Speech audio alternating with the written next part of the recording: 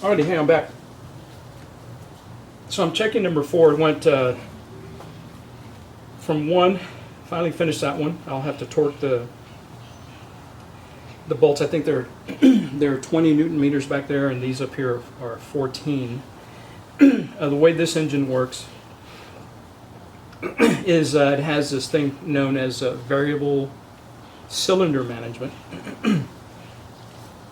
And I want to say that was put in to pretty much all V6 Honda engines to meet the CAFE standards here in the United States for the emission or emissions.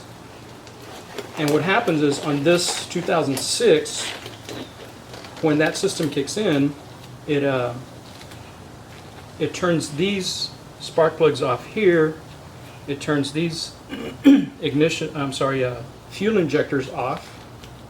Piston's still moving up and down. Air's still going in there, but there's no gas going in there. And the only 3 pistons that are on are the ones back here in the firewall. If I'm not mistaken, I believe that's the way this system works. And supposedly, you know, it's supposed to save you on gas mileage and stuff like that. The newer ones, my 2008 Honda van that I sold, it randomly chose, if I'm not mistaken, some of the pistons. So it was a little bit more sophisticated system than this one here. But there were some issues, or supposedly some guys were suggesting that system would let the engine burn more oil or something like that, and then California, I don't know, someone in California decided to file a lawsuit or something on against Honda for that, some class action lawsuit, and I'm not sure whatever came from that. Excuse me. So there was another guy out in, I believe the guy was from Canada, and he developed this little device right here. And what this does, it's just a resistor in line with the secondary temperature sensor, and that second temperature sensor pretty much is what tells the VCM to kick in, the variable cylinder management. And I want to say I have a 100 ohm 1% resistor on there, so it's very accurate. It's, if you measure it with a meter, it's going to be right at 100 ohms. And the system never kicks in. Now, the only difference you're gonna notice is your temperature gauge. You know, let's say that normally it would be like halfway would be your normal temperature. When you put this in, it would go down just a bit. And so they explain that when you can either buy this already made. This is called the VCM Muzzler or something like that. A whole bunch of different guys are making them. I just ordered the kit and I soldered it myself. I have many years of electronics experience, and I have really nice soldering iron and stuff, and so I just made my own. So anyway, a lot of guys were suggesting that when you put this in, that because all cylinders are going to be working all the time, that your gas mileage is going to go down. That did not happen to me. I do drive about 38 miles round trip to work, and it takes me about 7 or 8 days to fill the car up, and I'm pushing way over 325 miles per tank full. So it kind of helped me. Okay, and I'm hoping that in adjusting these valves, I can just tell y'all that the valves on number 1 cylinder were really loose.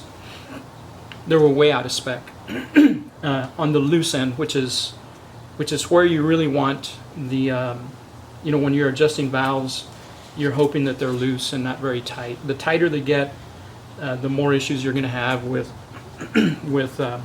random misfires and stuff like that, because the valves won't be opening far enough, and they won't be allowing enough air and gas mixture and whatever. Anyway, so back to the VCM Muzzler. I don't know. I'm getting per tank full, I'm getting about 330 miles. If I push it, probably about 340, 350. And this is not it is highway driving, but I also do some city. I haven't really taken it out on the highway, or haven't taken it like to Corpus or San Antonio or anything like that. And I probably won't, because we got a brand new Toyota, and that's the one that we're going to use for highway, for long distance ride. So anyway, so right now I'm on my number 4 cylinder, and I'm gonna check the so I'm gonna get my 9 thousandths. Again, I'm adjusting this to the highest adjustable value, and they seem to go in fairly easy here. And of course, these are a lot easier to adjust because of where they're at. Now I'm going to try the 10 thousandths and see if that goes in. And so, yeah, that goes in fairly easy too. So I'm definitely going to adjust these valves. The exhaust, let me check the exhaust here real quick. The exhaust, these guys are pretty dead on. I mean, that's 13 thousandths, and that's pretty tight. I mean, I can push that in fairly easy. And if I try the 14 thousandths, which is the highest, the next highest level, it should not go in, and it's not going in. So that one I'm just going to leave alone. I'm not going to mess with it. I'm going to leave it there. So these are the only two that I'm going to adjust. So what you do, see if we can do this here. I got my smaller little screwdriver here, and let me see if I can break this nut here loose.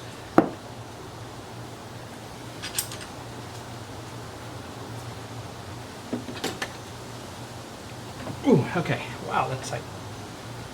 Whew. All right, get that loose. The light's falling over here. There we go. All right, see if we can make that light fit where I want it to.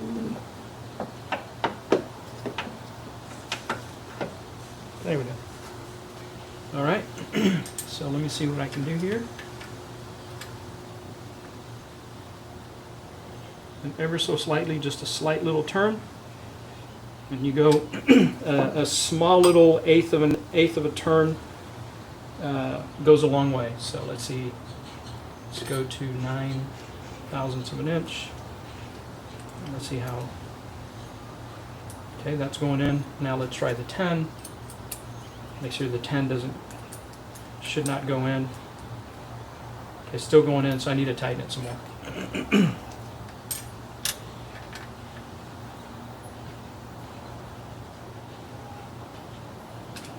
And they're just small little adjustments. And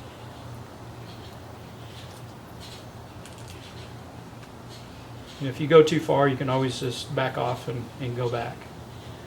All right.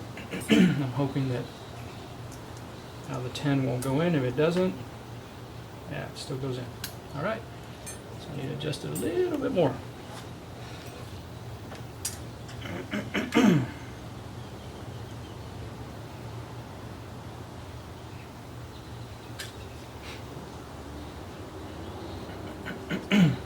You do want to put some oil on it. You know, there's oil here. You can always just dip it on there, and that way it'll slide in. All right, that seems pretty easy. Let's do number 10. Let's see if that'll go in again. All right, so there, number 10 is not going in. Okay, so I'm going to leave that one there. Now I'm going to go to the lower end, which is 0.8, and 0.8 should just very easily go in there, and it does. 0.8 is just like really just going in there. So we're good. That one I'm going to leave there. I'm going to loosen this guy now. I can do that.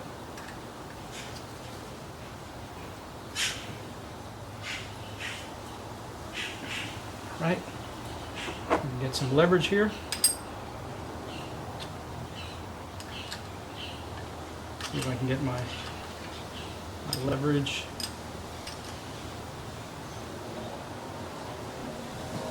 There you go.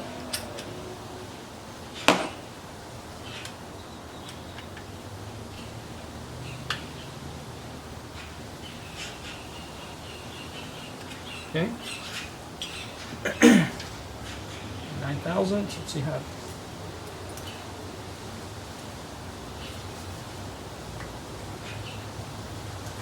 Okay, that's going in a little easy. Yeah, 10 still goes in. Let's adjust a little bit more.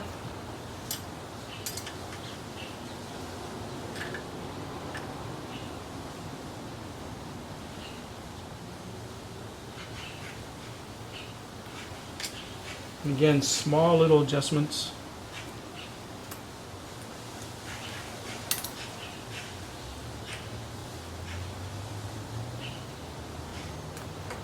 Okay.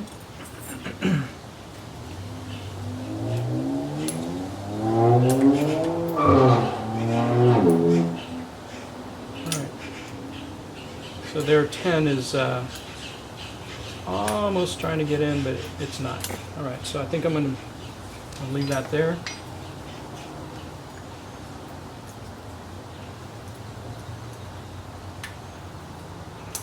All right, so let's try this over here. All right, that's good. And now, all the books say adjust the adjuster, and you should feel a slight drag. Well, you know, what is a slight drag? I don't know. That's good to me. All I know is that I should not be able to put the 10 thousandths in there, and I can't. It won't go in, and it won't go in over here. So I know that I'm good there. All right. So I'll come back to adjust these, or rather tighten these bolts with my torque wrench, and once I get done with the whole. Right now I'm just going to tighten them a little bit more, and then I'll check it. I'll check them again.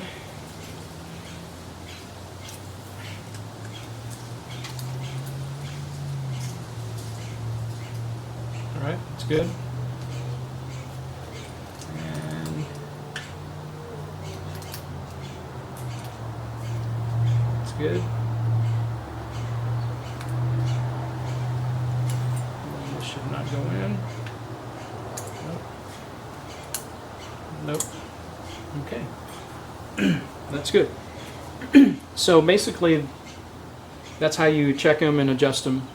I'm sorry I don't have an overhead camera. My buddy, who was helping me out, had other stuff to do tonight.